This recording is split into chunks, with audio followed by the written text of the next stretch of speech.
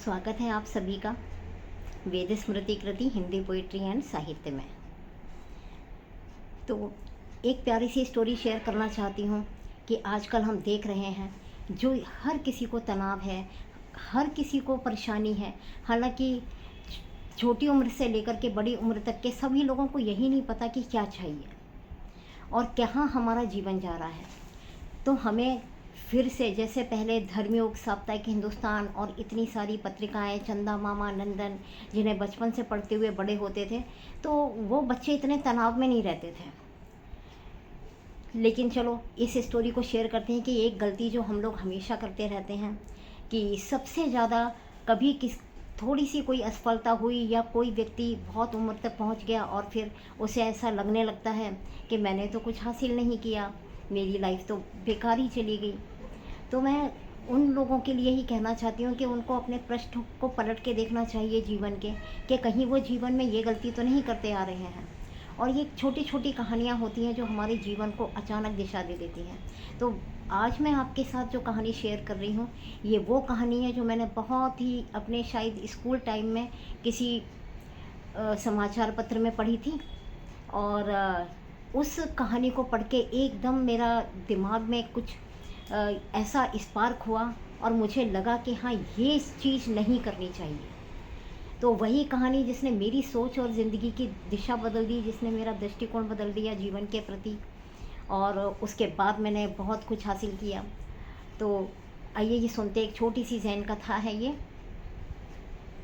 कि एक व्यक्ति था, हमेशा नसीब को, भगवान को कोसता रहता था। कहता था मेरा तो नसीब ही ख़राब है, मुझे तो पहले से ही पता था कि मेरा ये काम नहीं होगा। और बहुत ही ज़्यादा हमेशा उसको शिकायतें रहा करती थी, कभी अपनी किस्मत से, कभी भगवान से, कभी अपनी परिस्थितियों से, कभी अपने माता पिता से, कभी घर वालों से।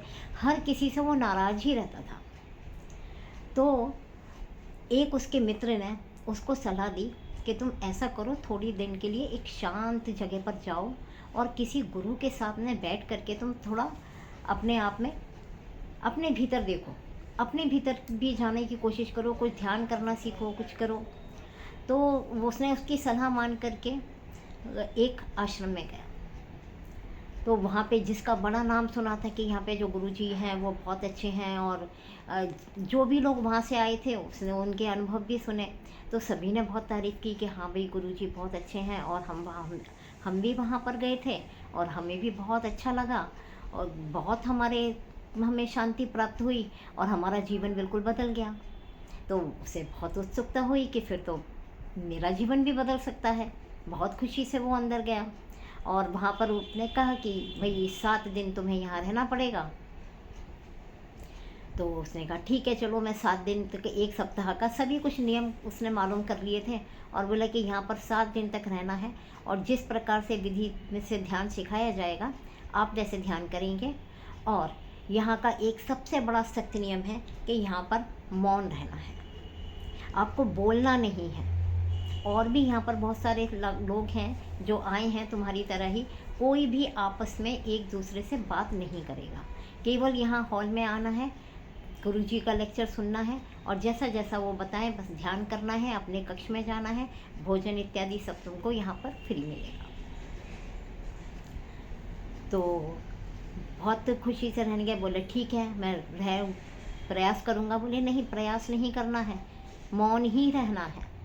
तो कहा ठीक है। और 7वें दिन फिर, तो उन्होंने कहा 7वें दिन जो भी तुम्हारा 7 दिन का अनुभव रहा वो तुम आकर के अपने गुरु से बता सकते हो।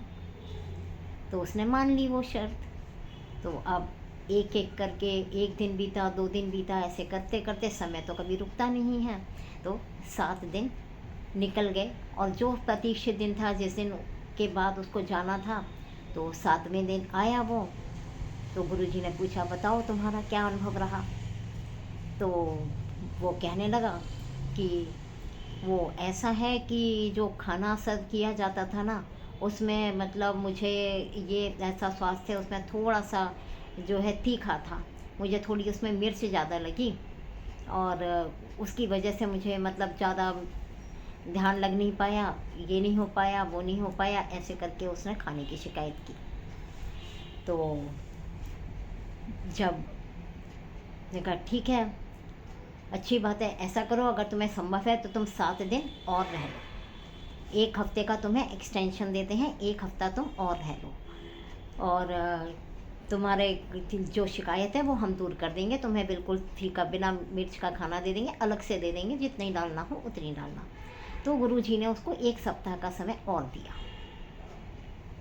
और उस 1 सप्ताह में भी जब पूरे दिन इसी तरह से एक एक करके बीत गए, और फिर से वो 7वां दिन आया, और फिर से उसने कहा, बोले अब क्या है, बोले बाकी सब तो ठीक था, भोजन वगैरह में तो कोई परेशानी नहीं हुई, लेकिन पता नहीं कहाँ से वो एक मेरे कमरे में मच्छर था, वो मुझे बहुत तंग कर रहा था, परेशान कर रहा था, मारने में भी नहीं आ रहा था।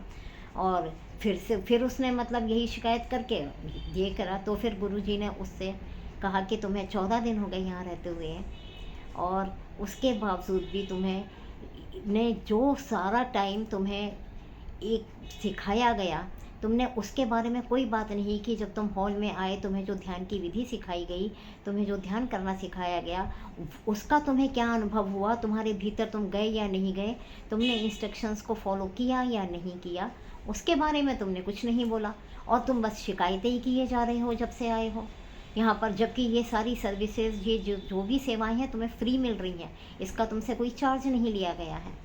तो ऐसा है कि तुम जाओ, जब तक तुम्हें अपने भीतर देखना, जब तक तुम शिकायतें करते रहोगे अपने जीवन से, तब तक तुम्हारे जीवन में कभी भी बदलाव नहीं आएगा, चाहे तुम कहीं पर भी चले जाओ। तो मित्रों, मॉरल ऑफ द स्टोरी ये है, कहीं आप भी तो ये गलती नहीं कर रहे कि जब भी कोई बात होती है आप हमेशा कोई ना कोई रीज़न केवल सफाई देते हैं कि मैं असफल हुआ तो मैं इसलिए क्योंकि मेरी परिस्थिति ऐसी थी, क्योंकि मेरे साथ ऐसा नहीं हुआ, क्योंकि मैं वहाँ पे मेरे तो घर में ही इस प्रकार का वातावरण नहीं था, ये घर से उतनी सपोर्ट नहीं मिली।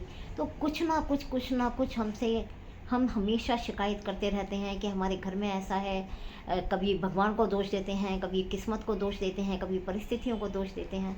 तो जब तक मित्रों हम ये करते रहेंगे ना, हमारे जीवन में कभी भी सकारात्मक बदलाव नहीं आएंगे, क्योंकि हम हमेशा एक्सक्यूज ढूंढते हैं। हम जैसी भी परिस्थिति है उसका सामना करके हमें उनका समाधान ढूंढना है, ना कि उन्हीं बातों को हमें बार बार रिपीट करते जाना है। तो आपको ये कहानी कैसी लगी, और ये गलती आप कर रहे हैं या ना नहीं कर रहे हैं, चेक कीजिए, कर रहे हैं तो अवश्य ही बंद कीजिए। तो फिर मिलूँगी किसी बहुत बेहतरीन किसी कविता के साथ, अपनी किसी रचना के साथ, या फिर कोई इसी प्रकार की प्रेरक कहानी के साथ। तो बहुत बहुत धन्यवाद। अगर आपको ये स्टोरी अच्छी लगी, अगर आपको लगता है कि आपके जीवन में ये चीज़ करने से बदलाव आएगा, तो कमेंट बॉक्स में ज़रूर बताएं, और चैनल को लाइक सब्सक्राइब ज़रूर करें और सहयोग करें। बहुत बहुत धन्यवाद। सबका मंगल हो, सबका कल्याण हो। Story by Devi Smriti Kriti.